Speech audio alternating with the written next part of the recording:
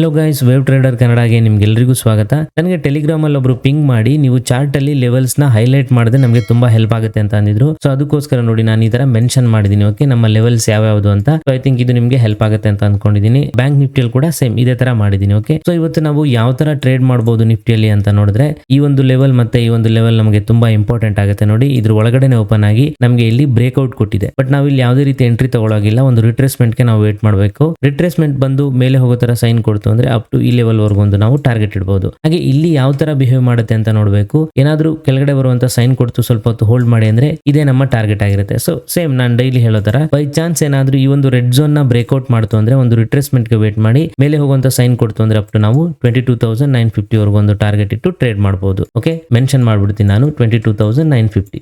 ಓಕೆನಾ. ಹಾಗೆ ನೋಡಿ, ಇಲ್ಲಿಂದನೇ ರಿವರ್ಸಲ್ ಆಗೋಕೆ ಸ್ಟಾರ್ಟ್ ಆಯ್ತು ಅಂದ್ರೆ ನಾನು ಈ ಲೆವೆಲ್ ಅಲ್ಲಿ ಯಾವುದೇ ರೀತಿ ಒಂದು ಎಂಟ್ರಿ ತಗೊಳ್ಳಲ್ಲ. ಸೊ ಈ ಲೆವೆಲ್ ನ ಏನಾದ್ರೂ ಬ್ರೇಕ್ಔಟ್ ಮಾಡ್ತು ಅಂತ ಅಂದ್ರೆ ಒಂದು ರಿಟ್ರೇಸ್ಮೆಂಟ್ ಗೆ ವೇಟ್ ಮಾಡ್ತೀನಿ.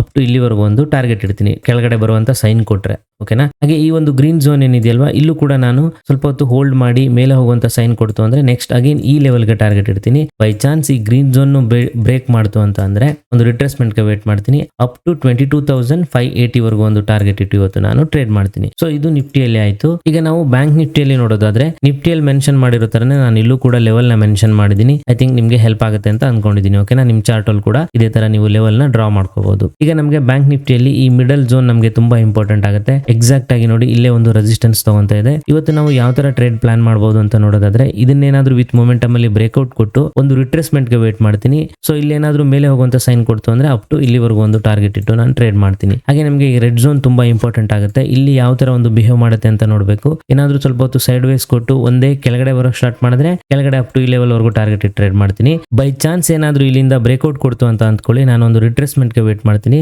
ನೆಕ್ಸ್ಟ್ ನಾನು ಟಾರ್ಗೆಟ್ 49,300 ವರೆಗೂ ಒಂದು ಟಾರ್ಗೆಟ್ ಇಟ್ಟು ಇವತ್ತು ಟ್ರೇಡ್ ಮಾಡ್ತೀನಿ. ಓಕೆ, ಇದು ಕಾಲ್ ಸೈಡ್ ಆಯ್ತು. ಹಾಗೆ ನಾನು ಡೌನ್ ಸೈಡ್ ಯಾವ ತರ ಪ್ಲಾನ್ ಮಾಡ್ತೀನಿ ಅಂದ್ರೆ ಇಲ್ಲೆಲ್ಲೂ ನಾನು ಯಾವುದೇ ರೀತಿ ಎಂಟ್ರಿ ತಗೊಳಕ್ ಹೋಗಲ್ಲ.